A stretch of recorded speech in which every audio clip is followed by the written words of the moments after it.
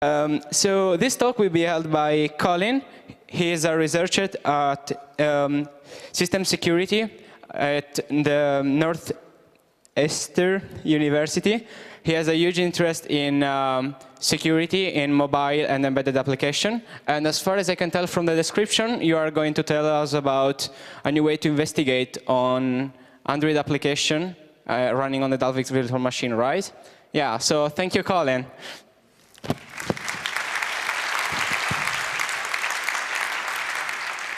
Yeah, thank you for the introduction, and good afternoon, everybody. So, yeah, this talk will be about dynamic instrumentation of Dalvik applications on Android or any other platform that runs the Dalvik VM. So, a little bit about me. I'm a postdoc at the Northeastern University in Boston. I do mobile phone stuff, a lot of different mobile phone stuff, as you can see. I'm also one of the authors of this fine book, which will hopefully be released next year in April. So, Android application security is pretty interesting for various reasons. Maybe you want to find vulnerabilities, analyze malware. Maybe you just want to reverse engineer an application to see what it's doing. And finally, want to maybe attack an application, attack the OS. And currently, people were just really disassembling Dalvik code, looking at the Smali output, or run an application in an emulator or a sandbox and look at the traces, the execution traces or network traces, or maybe do some static instrumentation, so adding some code to an application. But this talk is really about dynamic instrumentation. So at the runtime, during runtime, and we're not going to really look at bytecode, so you don't need to worry that you have to know about Dalvik bytecode or anything. It's a much cleaner, easier way to do instrumentation. Of course, I was not the only one who was investigating that. So the Cydia substrate framework for Android also has the same capabilities, but it's really super complex. And parts of the source code, as I know, are not available. And also there's the Xpost framework, but this is more designed for doing OS mods. And my framework is it's small, it's built for security, it's really easy to understand and to use, and it's really designed to integrate it into your own application. And of course, it's released in full source code. So right now, people are doing static instrumentation, so they would take an APK, unpack it, which is converting the manifest file back to plain text, and so on. Of course, there are nice tools for that. And then they would, you would look at the disassembly of the DEX files. Then you would modify or add your own code to the Smali code, and then repackage, compile, sign. And then you would install it, run it, and then you would hope it would work. Because maybe your patch code has some bugs, or there's some tiny self-integrity check, and then maybe you have to repeat and repeat this process in order to do some instrumentation. That's what people are used to do. So what is dynamic instrumentation? So it's really about changing and modifying applications during runtime. So it's basically a technique that allows you to to add and remove code and hooks on the fly. The dynamic instrumentation has been around for a number of years, but this talk is really about Dalvik instrumentation. And you can do very simple instrumentation. You just hook library calls of standard libraries, and then you can really easily see already what an application is doing with the system. Of course, if you want to do application or target specific instrumentation, you still need to disassemble the target application to actually find the points you want to instrument and hook. What are some of the really basic advantages of doing dynamic instrumentation on Android? For the main advantage, or one of the main advantages, is that you don't need to unpack, disassemble, modify, compile, repack. You don't have to do all this, so you save a lot of time. Also, you don't need to modify the target APK. So really simple integrity checks are still working. Or if you have maybe an application that is signed with higher privileges, like the platform signature, you cannot repackage that without modifying or killing that signature. But the thing is, of course, Android applications are written in Java and they run in a virtual machine. So instrumentation is a little bit different than when you instrument like a native binary code. Just a quick overview. So this is this Android platform picture, which everybody loves and hates. And we are going to look at only this part, which basically runs everything, like all the applications in the UI you see. So small yellow box is a virtual machine, and then you have those core libraries. This is more or less the interesting thing for us. So how does actually the Android runtime work, and how does an Android process look like? Of course, you have the virtual machine and the core libraries. And every application or any system process that executes Dalvik code looks like this. You have a process that links to like the standard libraries, libc, libz, libjpeg, and so on, and of course libdvm. That's the actual virtual machine. And then, of course, the process also contains the Dalvik class that it wants to execute. And really, every application, like if you install, I don't know, Facebook or something, that basically works like this. And also the system processes like Zygote or the system server, which execute the framework, they work in the same way. So let's start with looking at the instrumentation.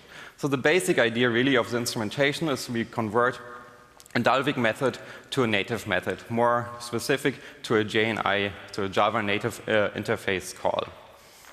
This is how we get control of the execution. And from there we can call once we execute in the JNI call, we call back to the framework, and we can call the original function we just took. So we can just create a really easy inline hook.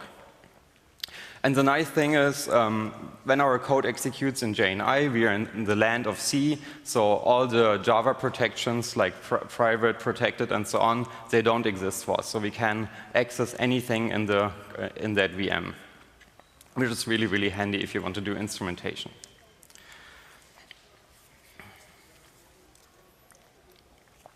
So I will give you a very, very brief overview of JNI. You really don't need to understand JNI to understand the talk, but if you want to write your own instruments later, you have to look into JNI. So it's basically a standardized interface to call native code from Java. And you can almost write any code that you can write in Java in this JNI interface, but you have to do a lot of work. And the basic signature of a JNI call looks like this. You have a method name, you have a result, and you have the JNI environment. And then you have a bunch of parameters. So the JNI interface provides us with a bunch of functionalities like find class, which gives you like a reference to a class. We can create new objects and so on. It's a really, really simple interface. So the actual instrumentation, how does it work?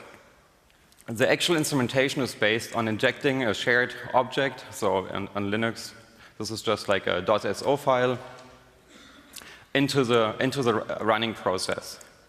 And this shared object provides with some very basic native code. So this native code hooks into the DVM or talks to the DVM. It resolves a bunch of methods to like resolve classes. And it provides the functionality to hook methods and call original methods. So this is our basic process again, but this time we already added our own code.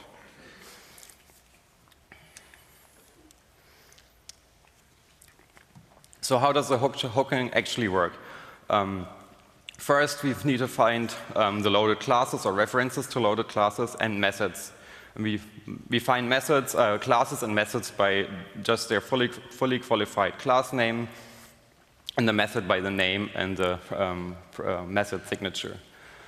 This is an example for like accessing the compare to method in the string class, and it takes as an argument a string and an integer. Depending on what kind of methods, if the method is a virtual method or a direct method, you have to use different calls. But this is in the library all abstracted for you. And the main idea is you resolve a method, change some of its internal parameters to convert it back or to make it a native class. And the most important ones are those. You change the argument, the JNI argument info, so the JNI subsystem can parse the method arguments. And the most important one is the access flags. You just add OX 100, which defines this method to be a native method now. And then you have your piece of code, which is a replacement function. So this is the function to replace the compare to function. You see the native, the JNI environment, the reference to the object, and the parameter, the string object. And then every call after this, and then of course the use JNI bridge. That's basically, you give it a, so with this function, we find the method descriptor, which is like returned in this like met variable, and then we just tell the DVM, hey, this method, please use this native function, Dalvik function hook, in this case, to execute this compare to function. Very simple.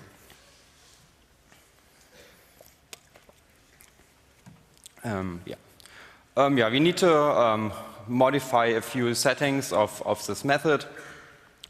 More specific is the register size and the argument count. And depending on what kind of argument you pass to the method, you have to give it a number of arguments you want to pass, a register size. Sorry.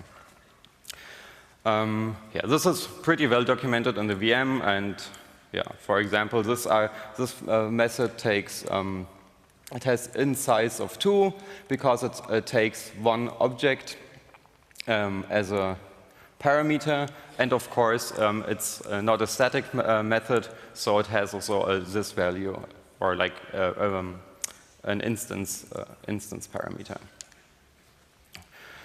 And then once your code executed, you want to of course call the original functionality in order to like not break the application. Of course, in some cases you might not want to call the original functionality, but this part then we already covered.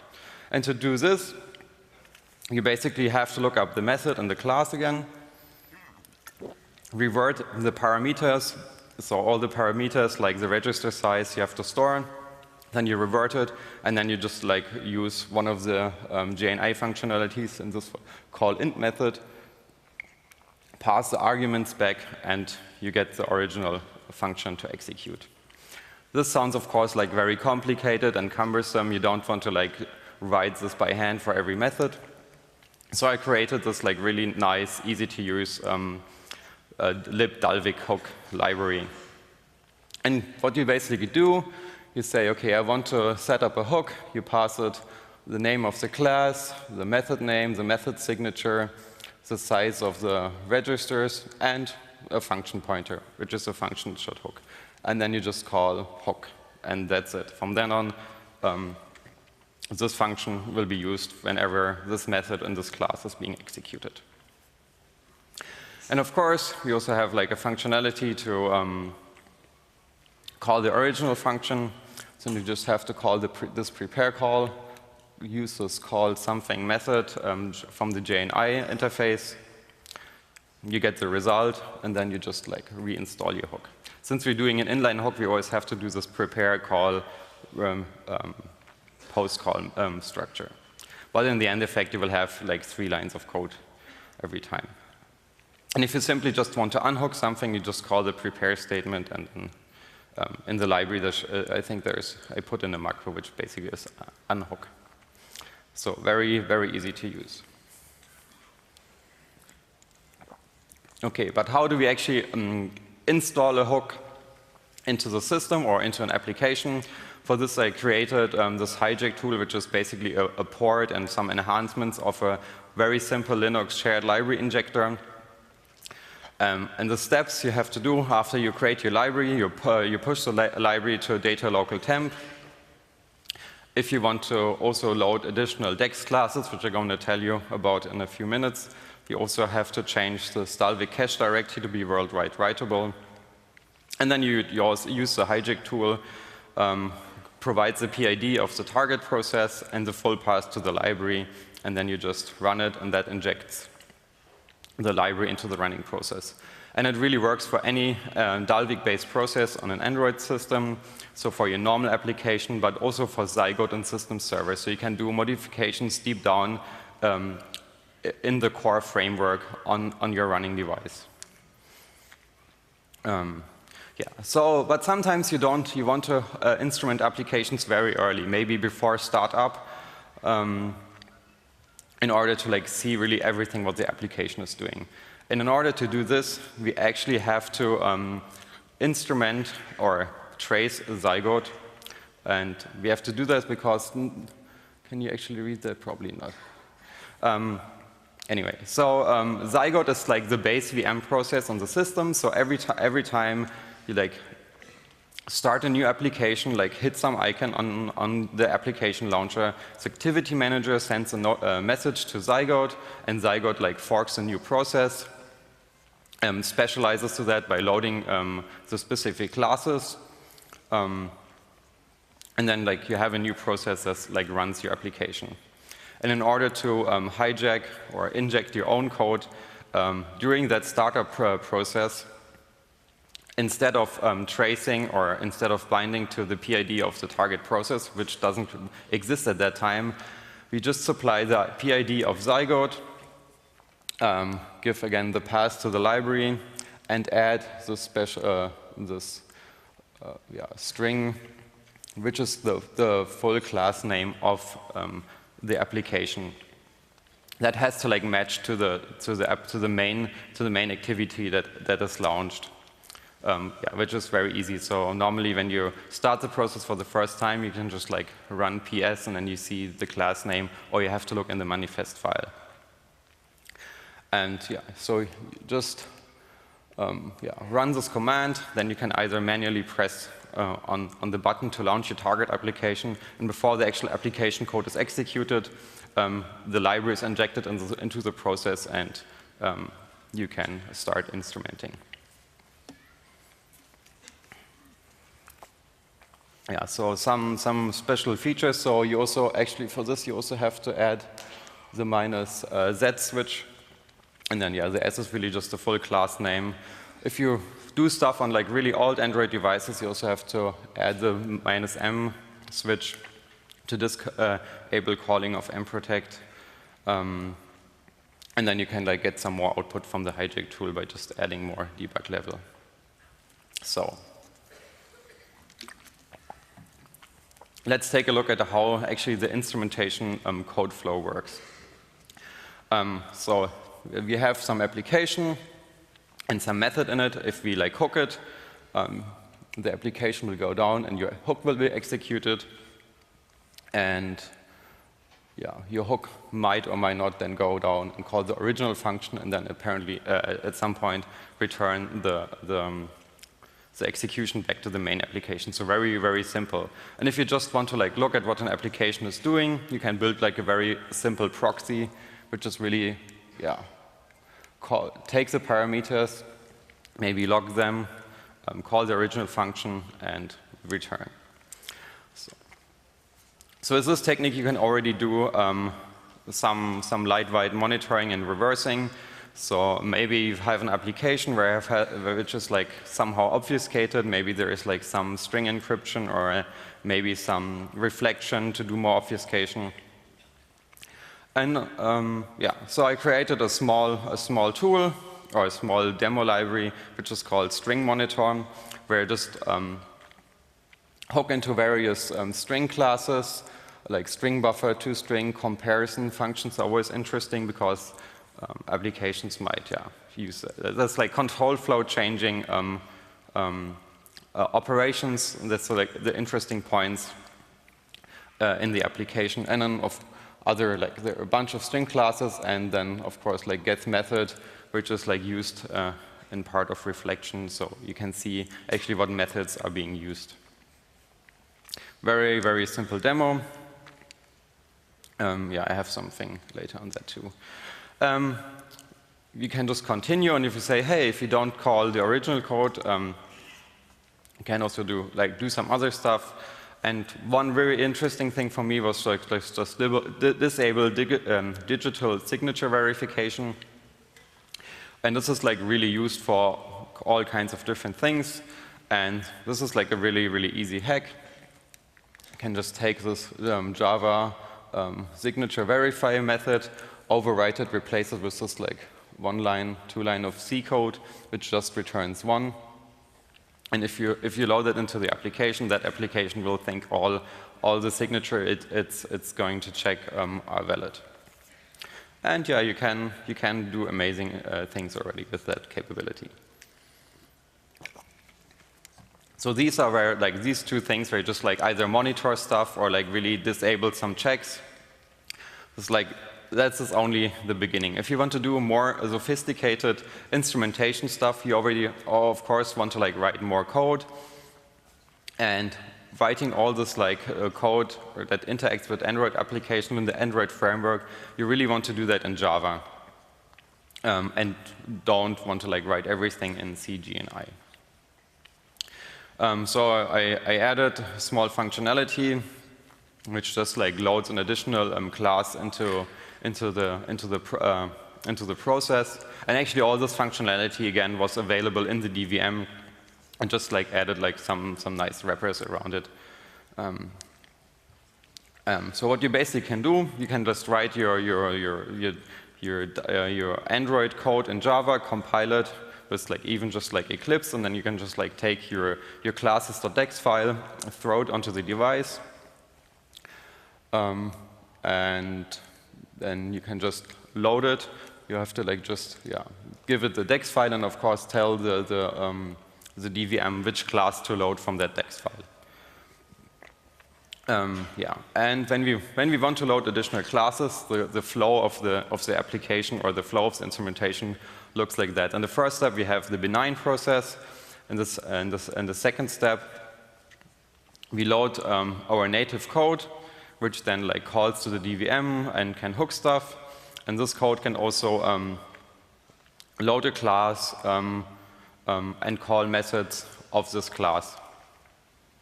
So the lower side, we have our own classes, which has our instrumentation code in it. Yeah, and the loaded classes can just be used like any other class. They also can load additional things. The only complication so far, if you want to use inner classes in your instrumentation class, you have to define and add 1 line of class loading for each of those inner classes. Yeah, one thing to load additional classes, you have to make the starter Dalvik cache directly writable. And in order to update your Dalvik code, you have to, or your injected Dalvik code, you have to delete the cached version from this directory at each time. So while you're developing your instrumentation, you have to always make sure to really delete this file, because otherwise you will only loading your old version. And with this, we come to the instrumentation code flow version 2. So from the hook, we now can load an application, load a class into our application or into our target process, and then call methods which are written in Java that perform instrumentation or a utility for your instrumentation. So now we have code that's running inside the target application, either native code or Java code, but we really want to interact with the target application and, of course, the Android framework. But in order to access or to interact with the application, you really need access to the application's objects, so to the class instances. And there are a couple of methods you can use for that, for example, like methods or parameter scraping. So you can just hook a method in the process that gets, for example, a context parameter passed in, like Android content context, and then we can just take the instance or the pointer to that class instance and pass it along to our instrumentation framework, which then can, for example, send intents in the system and so on. Yeah, what else? Yeah, you can also access fields. So what you, if you know like the name of a field or like yeah, a class field, you can just like find the class, get the field ID, and then just read it. Also very simple. Yeah, and there is like more stuff you can do. You can also, if you like only have access to an inner class, you can easily get a pointer or a reference to the outer class, which is like this generated variable. This value $0, which just like points to the outer class. Just multiple methods to like get pointers to the class. Yeah. But yeah, there's if you don't like need to have like very specific ways to, or if your code basically runs in a UI thread, you can also just like use this activity thread, and you can just like get from this activity thread, you can just like get a pointer to an application context very easily. So it really depends on where you instrument, how your instrumentation code looks, if you're running in the right thread, and so on. So what did we do with this so far? For like a paper earlier this year, we wanted to change the local SMS routing on an Android phone, and for the paper we like took the Android source code and modified it and then compiled it. And of course it's like very tedious, and you don't want to like do this all the time. So at a later point, I just took my framework and re-implemented that, and we hooked this COM Android internal telephony, the SMS dispatcher. So this is a method that is called when every time an SMS comes into your system. And the nice part is with this instrumentation, you can just instead of recompiling everything, you build your instrumentation framework, you can save a lot of time, and you can build your tool or your instrumentation library once, and then deploy it on like 5 different Android devices, which maybe run based on different source. So it's really a huge time saver, even for like stuff that's not directly security related. If you just want to like prototype software, prototype OS extensions, and so on.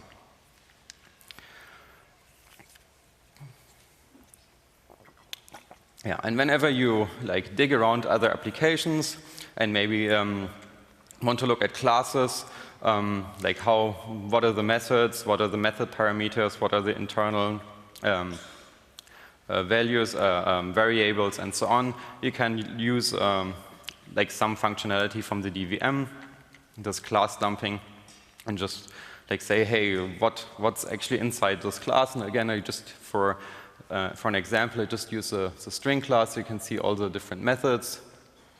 Of course, I retracted something just because the slide is very big. So you can very easily look inside how the classes are looking like. And then from this, you can very easily just like copy paste the parameter list or the signature into your instrumentation code. Yeah. So now we know how to modify applications. But can you also modify stuff globally? Yeah, and of course we can modify stuff globally if we just inject our modification into the Zygote process. This modification gets distributed to every application that is started or forked off from Zygote after we added the instrumentation. We can also inject stuff into the system server, which like runs part of the framework. So if you want to do a modification deep down in the framework, you just push your instrumentation into the system server. So one thing you can do is like, hey, let's disable signature checking on the device globally. Then you can just like do inject like our verifier that always returns 1 into Zygote, and then like basically signature verification is like gone everywhere in the whole system until you, of course, reboot. But there are like many other applications where you like want to do like global instrumentation. Okay, so I showed you like some very basic stuff, but of course you're not here to only like say like, hey, we can like print out what string functions are called. So for a proof of concept, we built a nice little attack, and let's look into that. So I guess everybody who has like an Android device knows about this in-application billing. You can not only buy applications, but you can also download free applications. In the application, you can just like buy like coins or like remove the ads or convert it to a full version. And yeah, Google takes their 30% and they say, oh yeah, we make a lot of money of it, so a lot of people apparently use it. And if you look at this, it's like, yeah, this is quite some money you can spend on just like buying some cones in a stupid game. So how does this thing actually work? So you have your own application on the left, and then you have the Android market. And there's basically just like an IPC mechanism where you can like request billing, and then like Google will take a request, send it to the backend server, sign it, send it back to you, and then the application says, oh, yeah, the user paid. Now you get like your thing in the application. And then you have a bunch of extra stuff.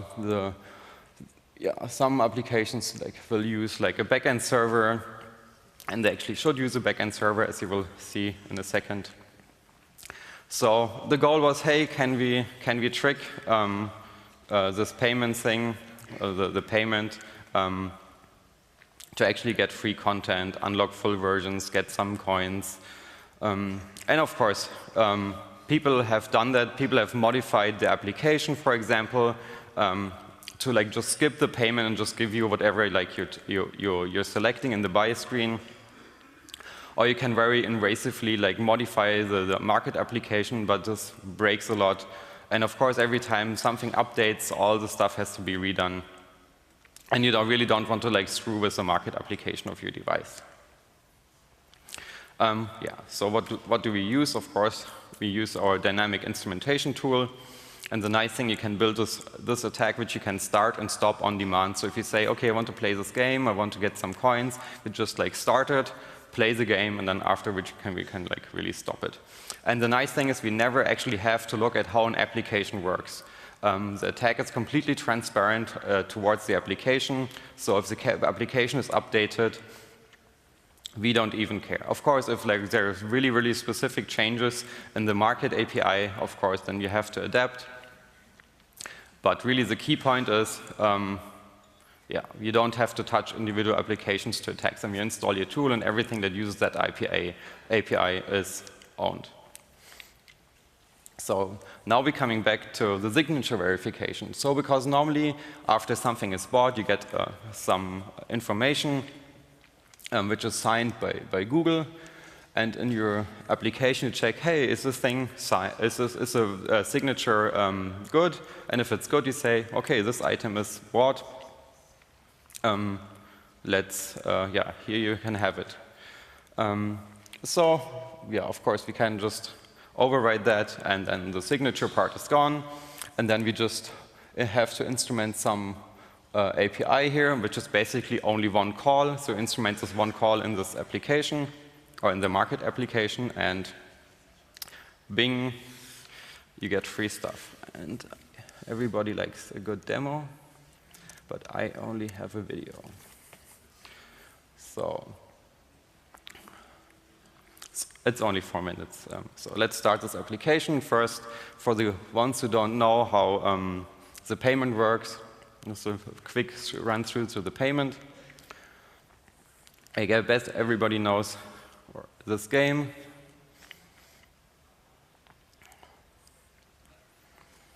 So let's get some stuff.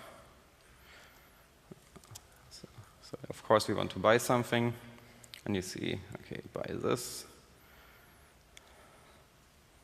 It says, okay, would be $5 normally, so okay, let's not buy it. And as you can see, you can also pay not only via credit card, but also via your phone bill. Yeah, so there are like a lot of different nice payment options.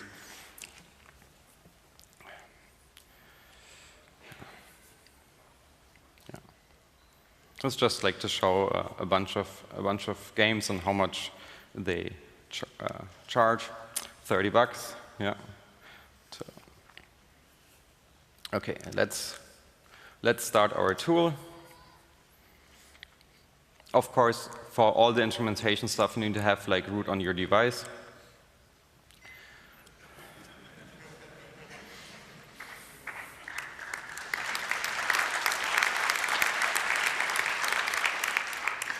Yeah, this is a very old version, so it has there's still some shell scripts involved.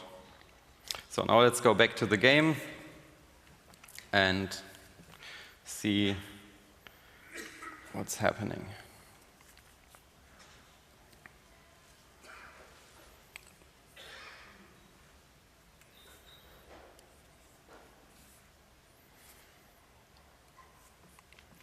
Let's try the expensive one, since it's probably free now.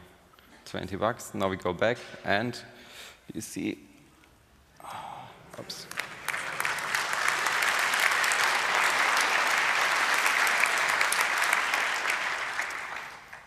Because it's so nice, let's just try also the cheap one, and there you go. More coins added. Okay.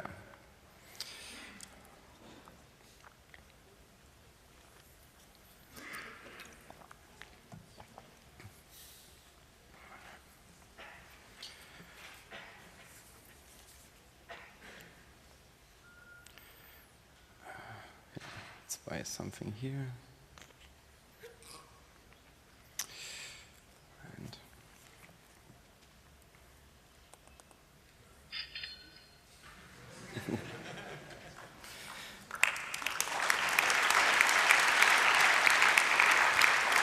Okay, so far this was like pre-installed application, so I could have like modified something. So I will download something directly from the market, and right from the market screen we can start the application. You will see it's also applying there. So we don't really, there's no like reverse engineering modifying of the applications.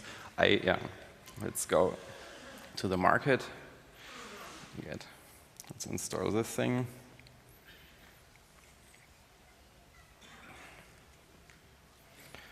Let's see if we can.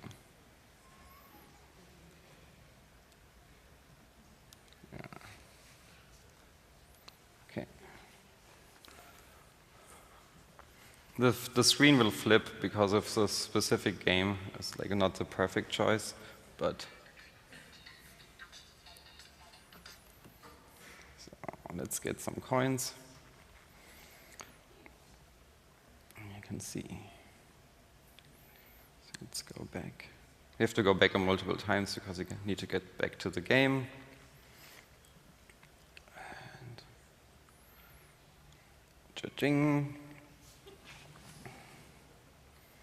Yeah.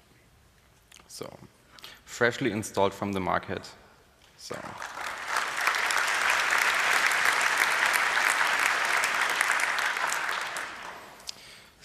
And I'm already almost at the end. So dynamic instrumentation of Android, of the Android runtime, really allows to modify applications in the framework in memory.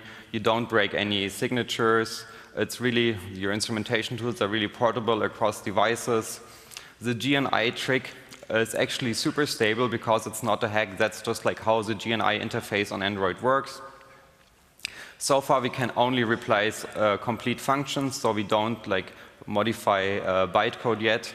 Actually, I'm working on this a little bit as a side project. Yeah, and I think you should be able to steer up the whole Android application security scene a little bit, because all the obfuscation and the use of reflection is kind of useless. because during runtime, everything is there at the time you want to use it, and if you can just like hook in, you can see and modify all the stuff. Yeah, at our lab, we have various projects where like students are like using that to like do other interesting things. So there should be some more upcoming fun things. And of course, the whole framework is open source and released. You can just like go to my GitHub page and download everything. Yeah, including the injection tools, examples for the string monitoring, for hooking the SMS dispatcher, but of course no source for this Google Play attack, because we don't want to take away like the money from all the developers who like spend hours to like write software. This is like purely to show like the powerful possibilities you have with this framework. And also we use the framework to like do good stuff. So we wrote a third-party patching framework for Android. So if you have an old device and you don't get updates anymore, no security patches, you can install our patches, and we have like a demo version on rekey.io. If anybody remembers like this master key series of bugs, yeah, there's a patch of that for that you can directly install. And I am through. I would thank you everybody for listening. I think we have time for questions, do we?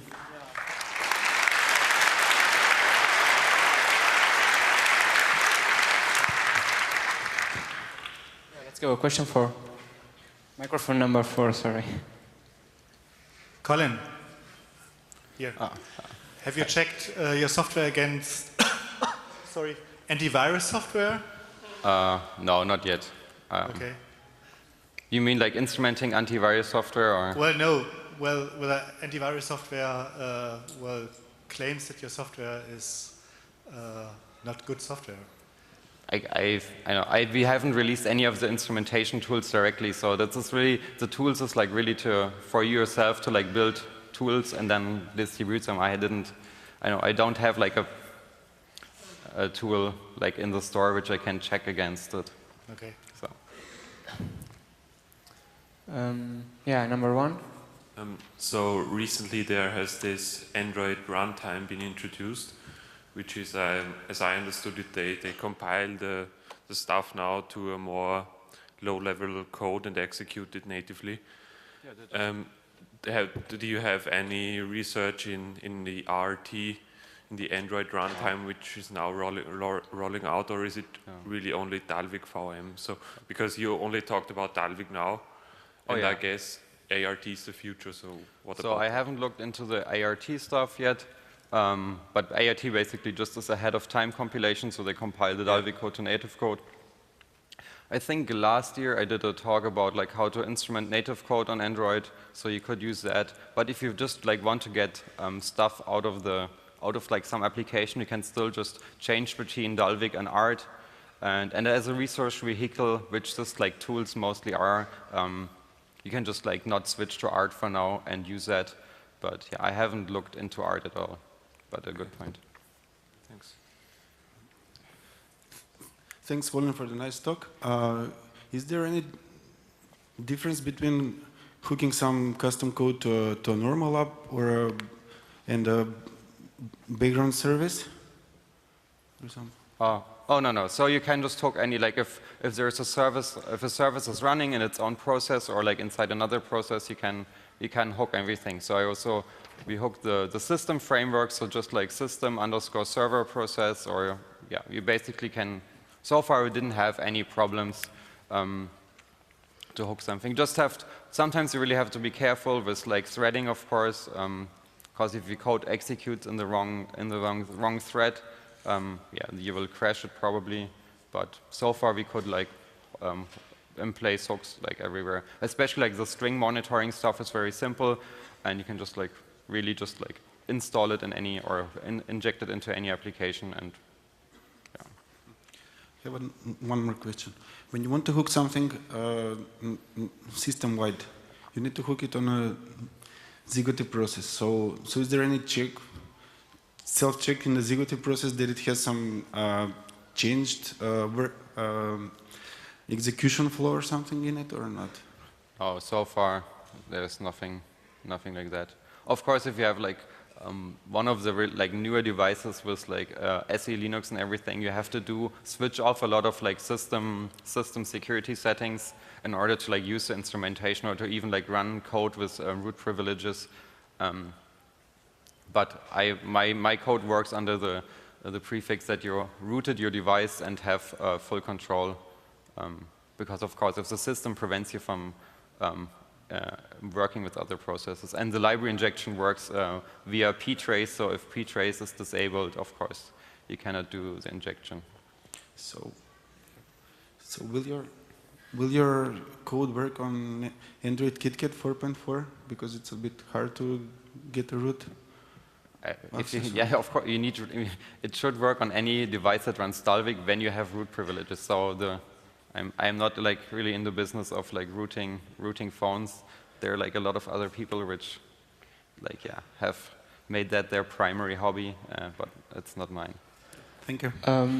There is also a question from the Signal Angel, I see.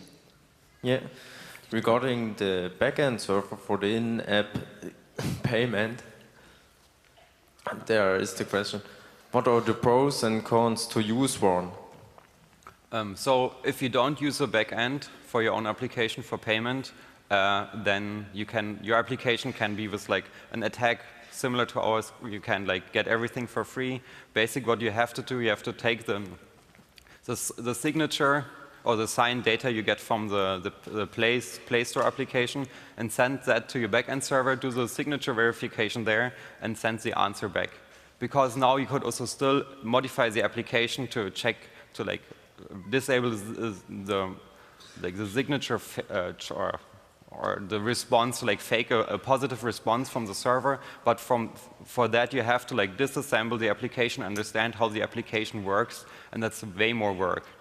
So without a backend server, without doing the signature check off device, you really make yourself very vulnerable to attacks like that.